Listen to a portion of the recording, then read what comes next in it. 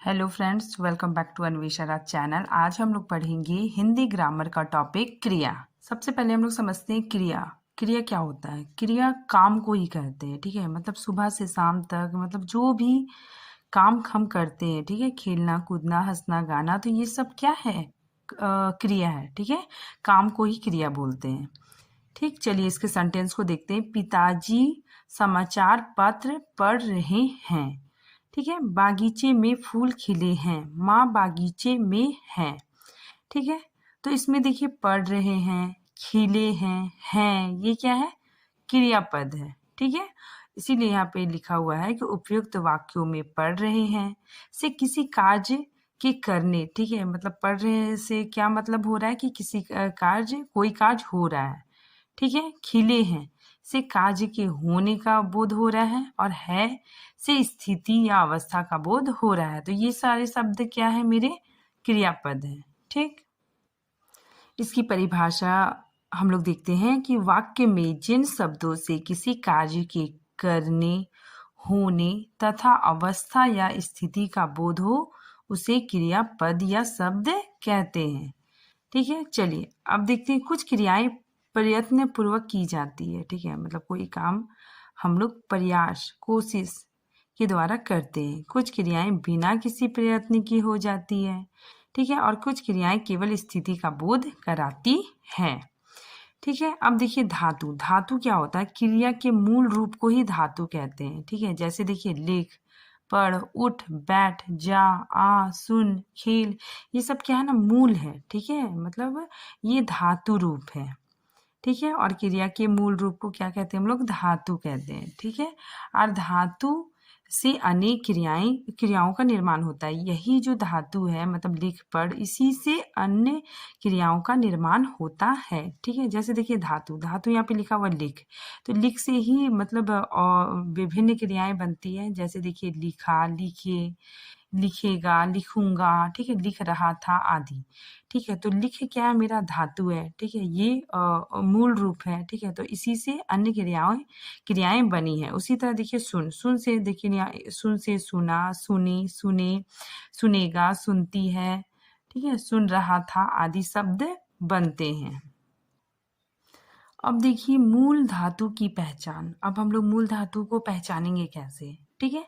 मूल धातु तू के साथ प्रयुक्त होती है, ठीक है। मतलब मूल धातु के साथ हम तू का प्रयोग करते हैं, ठीक है। जैसे तू पढ़, तू लिख, तू आ, तू जा आदि, ठीक है। तो तू लगाने से हमको पता चल जाएगा कि ये मूल धातु है, ठीक है। अब देखिए क्रिया का सामान्य रूप, ठीक है। धातु के साथ ना जोड़ने पर क्रिया का सामान्य रूप बनता है, ठीक है। मतलब अगर हम ना जोड़ेंगे तो ये क्रिया का सामान्य रूप होगा, ठीक है। जैसे लिखना, पढ़ना, उठना, बैठना, आना जाना, सोना आदि, ठीक है। तो इसमें क्या है कि हमने ना जोड़ा, और ना जोड़ के क्रिया का सामान्य रूप बनाया। अब देखिए क्रिया के भेद। क्रिया के दो भेद होते हैं, ठीक है। एक होता है कर्म के आधार पर, ये बहुत इंपॉर्टेंट है, इससे ही क्वेश्चन आता है कि कर्म के आधार पर क्रिया के कितने भेद होते हैं। तो दो भेद होते हैं, अकर्मक और सकर्मक, ठीक है। और एक है प्रयोग अथवा संरचना के आधार पर, ठीक। तो सबसे पहले हम लोग देखते हैं कर्म के आधार पर क्रिया के दो भेद होते हैं, अकर्मक क्रिया और सकर्मक क्रिया। अब देखिए अकर्मक क्रिया क्या होता है।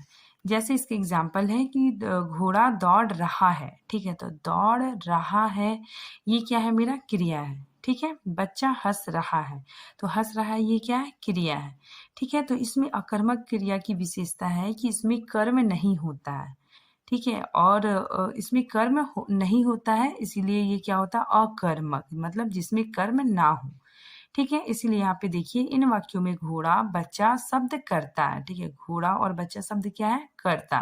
करता किसे कहते हैं? जो काम करता है, ठीक है।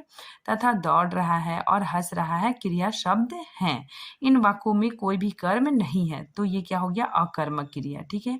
अब अकर्मक क्रिया की परिभाषा देखिए। वाक्य में जो क्रिया कर्म की अपेक्षा ना रखती हो, मतलब जिसमें कर्म ना हो, वो क्या होता है? अकर्मक क्रिया, ठीक है। जैसे देखिए चलना, फिरना, दौड़ना, भागना, हंसना, रोना, मुस्कुराना, उठना, बैठना आदि, ये सब क्या है? मेरा अकर्मक क्रिया, ठीक है। अब देखिए अकर्मक क्रिया को एक चीज से एक विशेष चीज से हम लोग पहचान सकते हैं। ठीक है, जैसे देखिए अकर्मक क्रिया में क्रिया का फल कर्ता पर ही पड़ता है। ठीक है, मतलब जो क्रिया का जो फल है वो कर्ता पे ही पड़ता है। ठीक है, जैसे यहाँ पे देखिए एग्जाम्पल क्या है कि घोड़ा दौड़ रहा है, तो दौड़ रहा है तो थकेगा कौन? घोड़ा। ठीक है, तो क्रिया का फल कर्ता पे पड़ रहा है, तो वो क्या होता है? अकर्मक क्रिया। जैसे बस बच्चा हंस रहा है तो वो भी हंस रहा है।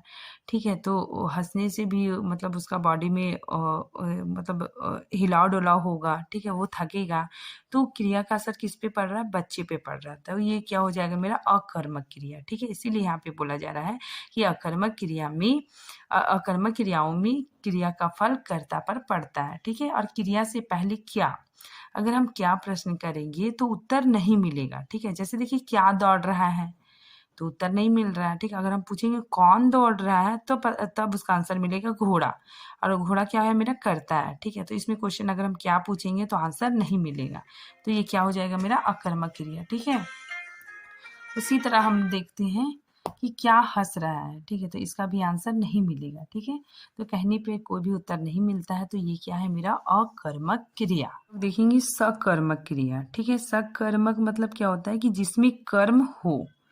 ठीक है, जैसे देखिए श्वेता ने पत्र लिखा। ठीक है, तो श्वेता मेरा कर्ता हो गया, लिखा मैंने लिखा क्या हो गया?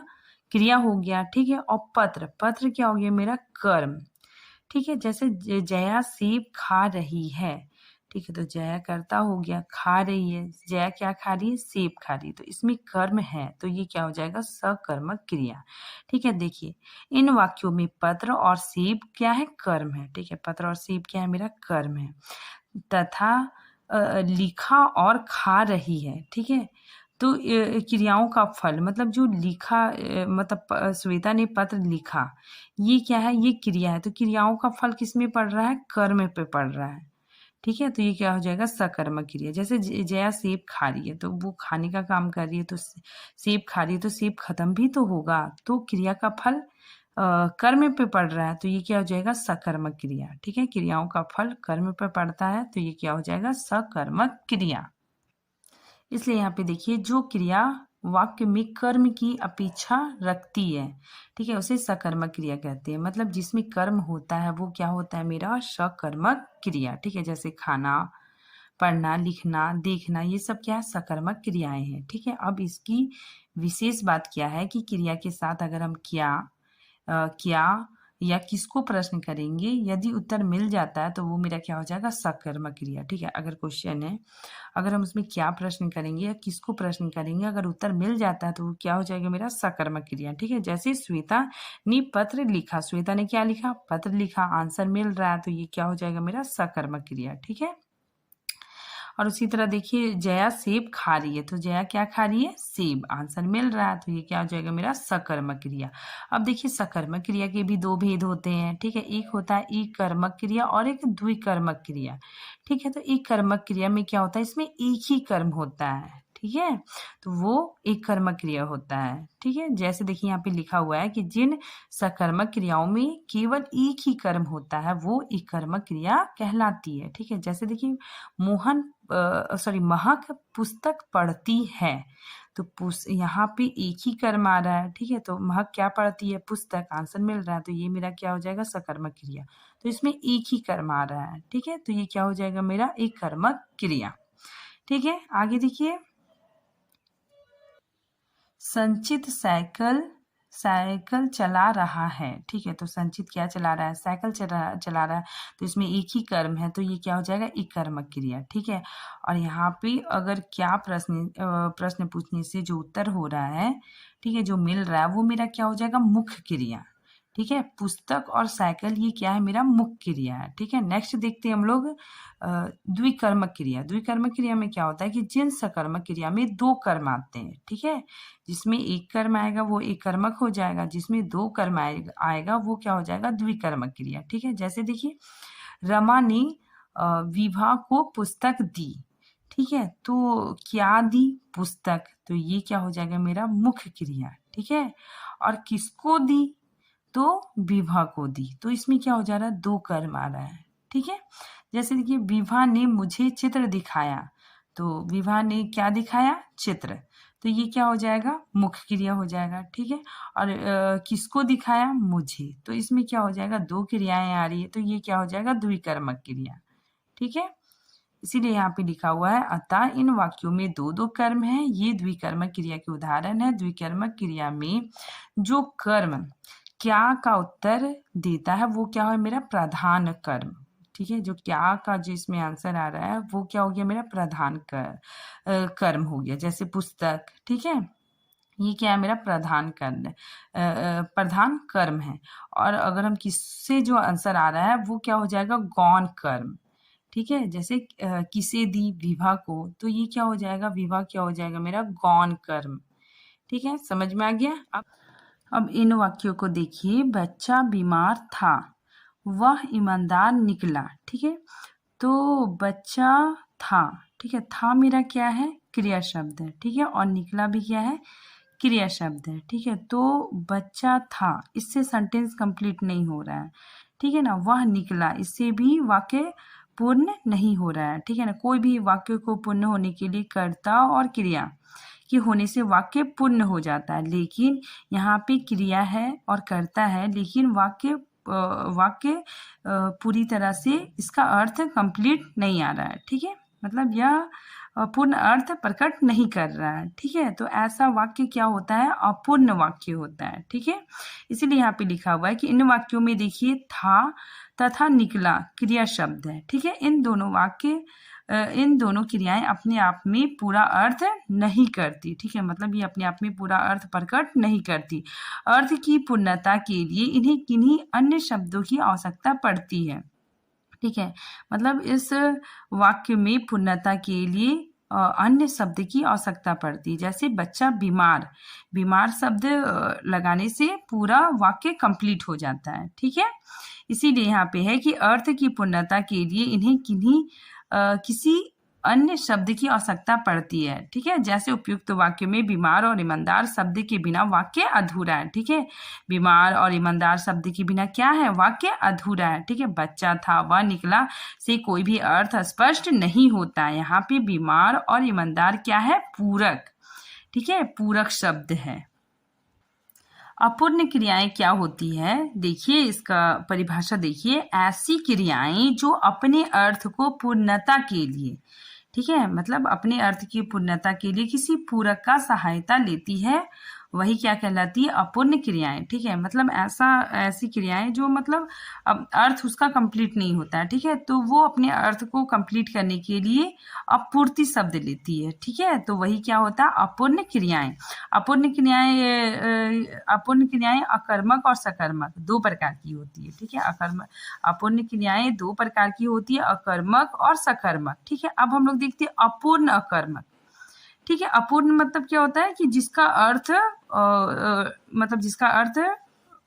ठीक ढंग से प्रकट ना हो, ठीक है, अर्थ ढंग से प्रकट ना हो, वो अधूरा हो, ठीक है। जैसे देखिए, बच्चा सुंदर है, तो बच्चा क्या हो गया, कर्ता, है क्या हो गया, क्रिया, तो बच्चा है, इससे सेंटेंस पूरी तरह से कंप्लीट नहीं हो रहा है, ठीक है। तो इसको इस सेंटेंस को कंप्लीट करने के लिए हम या तो संज्ञा शब्द लेंगे या तो विशेषण शब्द लेंगे, ठीक है। जैसे देखिए, बच्चा सुंदर है, तो सुंदर क्या है, विशेषण, ठीक है। तो वाक्य को पूर्ण करने के लिए हम विशेषण शब्द लेते हैं, ठीक है। तो ये क्या है, मेरा पूर्ति शब्द, और ये शब्द लेने से वाक्य अब पूर्ण हो जाता है, ठीक है। इसीलिए यहाँ पे देखिए, इस वाक्य में है अकर्मक क्रिया है, ठीक है, तथा अपूर्ण भी है, ठीक है। ये क्या है, अपूर्ण भी है। यह क्रिया अपने अर्थ की पूर्णता के लिए सुंदर पूरक शब्द का सहारा लेती है। तो ये अर्थ को कंप्लीट करने के लिए सुंदर शब्द की सहायता ले रही है, ठीक है। आगे देखिए, अपूर्ण सकर्मक। अपूर्ण सकर्मक में क्या होता है कि रवि ने मनु को मूर्ख बनाया, तो बनाया क्या है, सकर्मक क्रिया है, ठीक है। तो यहाँ पे देखिए, रवि ने मनु को बनाया, अगर ऐसे बनाया बोलेंगे तो ये मतलब क्या है, अपूर्ण है, ठीक है। मतलब इसका अर्थ स्पष्ट नहीं हो रहा है, तो हम क्या करेंगे, मूर्ख शब्द का सहारा लेंगे। अब मूर्ख भी क्या है, विशेषण शब्द है, ठीक है। तो मूर्ख शब्द मैंने लिया, तो ये शब्द क्या हो गया, ये वाक्य क्या हो गया, पूरा अर्थ प्रकट कर रहा है, ठीक है। तो इसमें यही बताया गया है। अगर हम इसके बिना किसी क्रियाओं का विशेष अर्थ नहीं निकलता है, ठीक है, अगर हम मूर्ख नहीं डालेंगे तो ये क्या होता है ना, वाक्य अधूरा होता है, इसमें भाव प्रकट नहीं होता है। इसीलिए हम लोग क्या करते हैं, संज्ञा या विशेषण शब्द लेकर मतलब सेंटेंस को कंप्लीट करते हैं। ठीक है, तो वो क्या कहलाता है, अपूर्ण सकर्मक। ठीक है, आगे देखिए, जैसे होना, बनना, निकलना आदि अपूर्ण अकर्मक क्रियाएं हैं। ठीक है, और देखिए मानना, समझना, चुनना, बनना आदि ये क्या है, अपूर्ण सकर्मक क्रिया है। ठीक है, आगे देखिए, प्रयोग और संरचना के आधार पर क्रिया के भेद। क्रिया के प्रयोग और संरचना के आधार पर देखिए संयुक्त क्रिया होता है, परिणात्मक क्रिया होता है, नाम धातु क्रिया और कृदंत क्रिया। अब हम लोग पढ़ते हैं संयुक्त क्रिया। संयुक्त क्रिया क्या है, संयुक्त क्रिया का मतलब होता है मेल। ठीक है, जिसमें दो क्रियाएं मिलकर एक ही क्रिया का अर्थ प्रकट करते हैं, वही होता है संयुक्त क्रिया। ठीक है, देखिए इसका डेफिनेशन देखिए, दो या दो से अधिक धातुओं से बने क्रियापद को संयुक्त क्रिया कहते हैं। ठीक है, इसमें क्या होता है कि दो क्रिया आपस में मिलते हैं। ठीक है, और इसकी जो पहली क्रिया होती है वो क्या होती है, मूल क्रिया होती है, और दूसरी क्रिया क्या कहलाती है, रजक। ठीक है, रजक क्रिया कहलाती है। इसमें देखिए संयुक्त क्रिया में पहली क्रिया मुख्य होती है, ठीक है, और दूसरी क्रिया क्या होती है, उसकी सहायक होती है। ठीक है, और पहली क्रिया को मूल क्रिया कहते हैं और दूसरी क्रिया को रजक क्रिया कहते हैं। ठीक है, जैसे एग्जांपल देखिए, मयंक लखनऊ से आ गया है। ठीक है, तो आ से क्या हो गया, आना। आना क्या है, क्रिया है, तो ये क्या है, मूल क्रिया है। ठीक है, गया, गया भी क्रिया है, तो ये क्या है, रजक क्रिया है। इसमें आ मूल क्रिया है और गया रजक क्रिया है। ठीक है, तो ये दोनों मिलके क्या हो गया, ये संयुक्त क्रिया बना है। ठीक है, संयुक्त क्रिया मतलब जब दो क्रियाएं आपस में मिलते हैं। ठीक है, आगे देखिए, अरुण ने पत्र लिख लिया है। ठीक है, तो लिखना क्या है मेरा, ये भी क्रिया है, लिया भी क्रिया है, तो लिख क्या हो गया, मूल क्रिया हो गया। ठीक है, और लिया इसमें सहायक है। ठीक है, तो ये क्या हो गया मेरा, लिख मेरा मुख्य क्रिया हो गया। ठीक है, और लिया, लिया क्या हो गया, रजक क्रिया हो गया। ठीक है, तो ये ऐसी क्रियाएं क्या होती है, संयुक्त क्रियाएं होती है। ठीक है, आगे देखिए, रजक क्रिया मुख्य क्रिया के साथ लगकर उसके अर्थ में विशेषता ला देती है। ठीक है, रजक क्रिया क्या होती है, उसके साथ लग के विशेषता ला देती है, परंतु जब ये अकेले प्रयोग की जाती है तो मुख्य क्रिया ही होती है। ठीक है ना, मतलब ये जो रजक क्रिया है अगर ये अकेले प्रयोग होगी तो वो क्या होगी ना, वो अपने आप में मुख्य क्रिया होगी। ठीक है, जैसे रहना, लेना, देना, डालना, पढ़ना, जाना, पाना, चलना, करना आदि क्या है, रजक क्रियाएं हैं। आगे देखिए, इनका प्रयोग दोनों रूपों में हो सकता है। ठीक है, जैसे क्रिया, ठीक है, मुख्य क्रिया है, ठीक है, और उसका रजक क्रिया के रूप में प्रयोग दिखाया है। जैसे देखिए, रहना, रहना क्या है, एक क्रिया है। ठीक है ना, अगर हम इसको मुख्य क्रिया के रूप में यूज करेंगे तो क्या हो जाएगा, विवेक यहाँ रहता है। ठीक है, तो ये क्या हो गया, मुख्य क्रिया हो गया। अगर हम इसको रजक क्रिया में के रूप में यूज कर रहे हैं तो क्या हो जाएगा, अजय दिन भर घूमता रहता है। ठीक है, तो यहाँ पे घूमता मूल क्रिया हो गया और रहता क्या हो गया, रजक क्रिया हो गया। ठीक है, उसी तरह लेना, पिताजी ने केवल चाय ली। ठीक है, तो ली क्या हो गया मेरा, मुख्य क्रिया हो गया। ठीक है, अगर हम इसी को लिखेंगे कि मैंने पुस्तक पढ़ ली तो ये क्या हो जाएगा, यहाँ पे जो ली है ये रजक क्रिया हो जाएगा। ठीक है, जिसी तरह देना, मुझे यह पुस्तक दो। ठीक है, तो दो क्या हो गया मेरा, मुख्य क्रिया हो गया। ठीक है, अगर हम इसको रजक क्रिया में इस्तेमाल करेंगे तो क्या हो जाएगा, तुम मुझे पुस्तक दो। ठीक है, तो संयुक्त क्रिया दो क्रियाओं के मिलने से बनता है। ठीक है, आगे देखिए, प्रेरणात्मक क्रिया। इसमें क्या है कि जिस क्रिया में कर्ता स्वयं कार्य ना करके दूसरे को कार्य करने के लिए प्रेरित करता है तो वहां पे क्या होता है, प्रेरणात्मक क्रिया होता है। ठीक है, तो इसमें क्या होता है कि कर्ता स्वयं ना करके दूसरे से काम करवाता है तो वहां पे प्रेरणात्मक क्रिया होता है। आगे देखिए, प्रेरणात्मक क्रिया के दो रूप होते हैं, पहला प्रथम प्रेरणात्मक क्रिया और द्वितीय प्रेरणात्मक क्रिया। ठीक है, प्रथम प्रेरणात्मक क्रिया क्या होता है कि जब कर्ता स्वयं कार्य में सम्मिलित होता हुआ, ठीक है, जब कर्ता क्या करता है कि कार्य में स्वयं सम्मिलित होता है, ठीक है, सम्मिलित होता हुआ प्रेरणा देता हो तब उसे प्रथम प्रेरणात्मक क्रिया कहते हैं, ठीक है। जैसे देखिए संचित सबको गाना सुनाता है, ठीक है, मतलब वो गाना गा रहा है और सबको सुना रहा है, ठीक है। तो इसमें क्या हो रहा है कि कर्ता स्वयं कार्य कर रहा है और सबको प्रेरणा दे रहा है, तो ये क्या हो जाएगा प्रथम प्रेरणात्मक क्रिया। और द्वितीय प्रेरणात्मक क्रिया क्या होता है कि जब कर्ता स्वयं कार्य ना करके दूसरे को कार्य करने की प्रेरणा देता है, ठीक है, मतलब इसमें स्वयं कार्य ना करके दूसरे को कार्य करने की प्रेरणा देता है तो उसे द्वितीय प्रेरणात्मक क्रिया कहते हैं, ठीक है। जैसे सचित नेहा से सबको गाना सुनवाता है, मतलब वो खुद गाना नहीं गा रहा है, ठीक है, नेहा से गाना मतलब गाने को बोल के सबको गाना सुनवाने के लिए कहता है, तो यहाँ पे क्या हो जाएगा द्वितीय प्रेरणात्मक क्रिया, ठीक है। इसको देखिए हम लोग उदाहरण से समझ सकते हैं। जैसे देखिए बच्चा हंसता है, ठीक है, तो इसका प्रथम प्रेरणात्मक क्रिया क्या हो जाएगा कि बच्चा सबको हंसाता है, मतलब वे कार्य कर्ता स्वयं कार्य में सम्मिलित होकर सबको मतलब प्रेरणा देता है, ठीक है, तो सबको हंसा रहा है, ठीक है, तो वो स्वयं शामिल भी है और सबको मतलब हंसाने का प्रेरणा दे रहा है, तो बच्चा सबको हंसाता है, ठीक है। और द्वितीय प्रेरणात्मक क्रिया में क्या होता है कि बच्चा जोकर से सबको हंसवाता है, ठीक है, तो इसमें स्वयं कार्य ना करके मतलब किसी दूसरे से कार्य करवा रहा है, तो वहां पे क्या हो जाएगा द्वितीय प्रेरणात्मक क्रिया, ठीक है। जैसे मैं पढ़ता हूँ, ठीक है, तो ये तो सिंपल सेंटेंस हो गया।